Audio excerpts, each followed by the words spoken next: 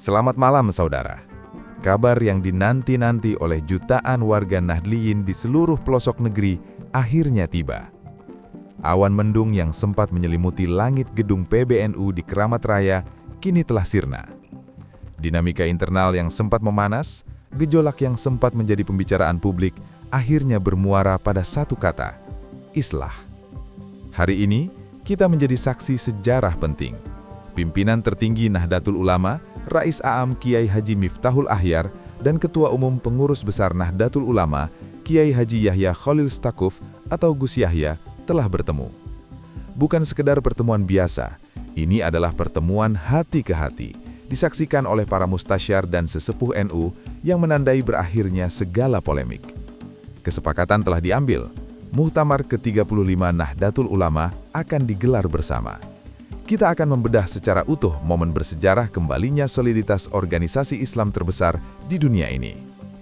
Ketegangan itu akhirnya mencair. Setelah beberapa waktu terakhir, publik disuguhi narasi tentang kerenggangan hubungan antara Syuriah dan Tanfiziyah di tubuh PBNU, terutama pasca wacana Muktamar Luar Biasa atau MLB yang sempat berhembus kencang. Hari ini jawaban tegas telah diberikan. Kedua pucuk pimpinan NU tersebut sepakat untuk mengakhiri perselisihan demi keutuhan organisasi dan kemaslahatan umat. Mari kita telusuri bagaimana momen islah ini terjadi. Pertemuan ini tidak terjadi secara tiba-tiba, melainkan melalui proses tabayun yang matang dan bermartabat. Berdasarkan informasi yang dihimpun dari berbagai sumber, pertemuan bersejarah ini berlangsung di pesantren Lirboyo, Jawa Timur. Suasana yang terbangun sangat kekeluargaan, jauh dari kesan konfrontatif. Kehadiran para kiai sepuh dan jajaran mustasyar menjadi kunci. Dalam tradisi NU, keberadaan orang tua atau sesepuh selalu menjadi penengah yang ampuh ketika terjadi perbedaan pendapat di antara para pengurus. Dalam pertemuan tersebut, Rais A'am Kiai Haji Miftahul Ahyar dan Ketua Umum Gus Yahya duduk bersama. Mereka menepis segala ego sektoral. Poin utamanya adalah klarifikasi. Segala isu yang simpang siur, termasuk ketegangan yang dipicu oleh isu politik maupun manajerial organisasi, diletakkan di atas meja untuk diselesaikan. Gus Yahya sendiri, sebagaimana dikutip dari laporan Detik Jatim dan Antara, menegaskan bahwa pertemuan ini adalah wujud nyata dari tanggung jawab pemimpin kepada jamiah. Penting untuk dicatat, islah ini bukan sekedar jabat tangan seremonial. Ini adalah penyatuan kembali dua sayap utama PBNU, Syuriah sebagai pengendali tertinggi dan Tanfiziyah sebagai pelaksana. Ketika kedua sayap ini mengepak bersamaan kembali, maka PBNU siap terbang tinggi. Islah ini sekaligus menutup celah bagi pihak-pihak eksternal yang mungkin ingin memanfaatkan kerenggangan di tubuh NU untuk kepentingan pragmatis. Lantas, apa hasil konkret dari islah ini? Hasil terbesar dan paling strategis adalah kesepakatan mengenai forum tertinggi organisasi, yaitu Muktamar. Merujuk pada laporan Metro TV News dan Antara, Rais A'am dan Ketua Umum PBNU telah bersepakat bulat untuk menggelar Muktamar ke-35 Nahdlatul Ulama secara bersama-sama. Kesepakatan ini sekaligus mematahkan spekulasi liar mengenai adanya Muktamar Tandingan atau Muktamar Luar Biasa (MLB) yang sempat didengungkan oleh segelintir pihak yang tidak puas. Ini adalah poin krusial. Mengapa? Karena Muktamar adalah manifestasi kedaulatan tertinggi warga NU. Dengan disepakatinya penyelenggaraan Muktamar secara bersama oleh Rais A'am dan Ketum, maka legitimasi kepemimpinan saat ini menjadi tak terbantahkan hingga masa khidmat berakhir. Gus Yahya dan Kiai Miftah memastikan bahwa transisi kepemimpinan atau evaluasi organisasi akan dilakukan di forum yang sah, konstitusional, dan bermartabat, yakni Muktamar ke-35 nanti. Keputusan ini juga mengirimkan sinyal stabilitas, bahwa PBNU kini fokus pada persiapan agenda-agenda besar keumatan, bukan lagi tersandera oleh konflik internal. Persiapan teknis dan substansial menuju Muktamar kini bisa dilakukan dengan tenang, melibatkan seluruh elemen organisasi dari Sabang sampai Merauke. Dampak dari islah di tingkat pusat ini langsung dirasakan getarannya hingga ke daerah. Reaksi positif mengalir deras dari pengurus wilayah Nahdlatul Ulama, PWNU, di berbagai provinsi. Salah satu respon paling terstruktur datang dari gabungan PWNU di Pulau Jawa. Melansir dari NU Online Jateng, pertemuan islah ini disambut sebagai babak baru yang menyejukkan. PWNU Jawa Tengah, DIY, dan Jawa Barat bahkan secara khusus merumuskan respons mereka. Mereka tidak hanya sekedar senang, tetapi mengeluarkan 5 pernyataan sikap resmi sebagai dukungan moral dan organisatoris. Mari kita bedah ke-5 poin sikap yang menjadi representasi suara wilayah ini.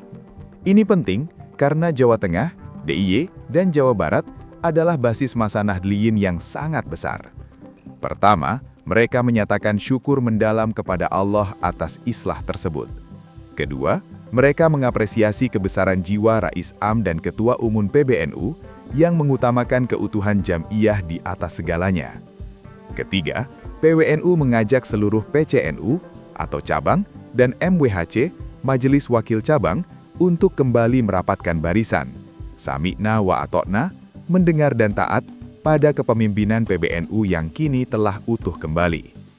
Poin keempat dan kelima pun tak kalah pentingnya. Mereka menegaskan penolakan terhadap segala upaya yang ingin memecah belah NU kembali, serta berkomitmen untuk menyukseskan agenda-agenda PBNU ke depan, termasuk persiapan Muktamar ke-35.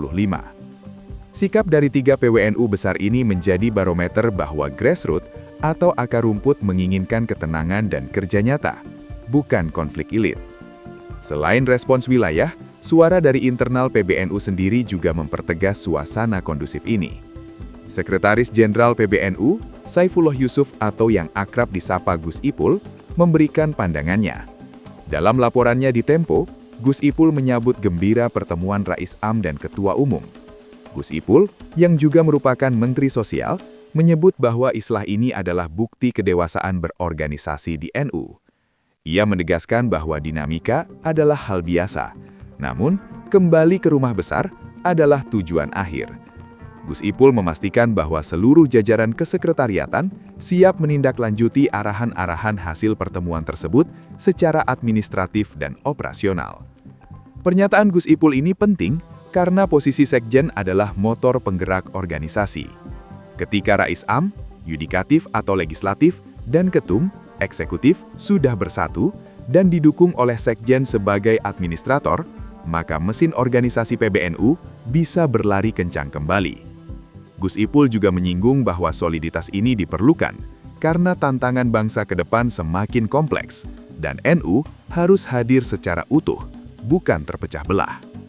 Saudara, dari dinamika yang sempat meruncing, kita belajar bahwa Nahdlatul Ulama memiliki mekanisme pertahanan diri yang luar biasa. Tradisi tabayun, penghormatan kepada kiai sepuh, dan prinsip ukhuwah Nahdliyah terbukti ampuh meredam badai. Pertemuan antara Kiai Haji Miftahul Ahyar dan Gus Yahya Cholil Stakuf yang disaksikan para sesepuh bukan hanya berita politik internal organisasi. Ini adalah kabar baik bagi bangsa Indonesia. NU adalah pilar penyangga NKRI. Ketika NU solid, maka salah satu pilar bangsa ini berdiri kokoh. Ketika NU bergejolak, bangsa ini turut merasakan getarannya. Kini, mata kita tertuju ke depan, menuju Muktamar ke-35 yang akan digelar dengan semangat persatuan. Tidak ada lagi kubu A atau kubu B. Yang ada hanyalah satu barisan, satu komando di bawah panji Nahdlatul Ulama. Dinamika telah reda, saatnya kembali bekerja untuk umat dan bangsa. Sampai jumpa di video-video selanjutnya.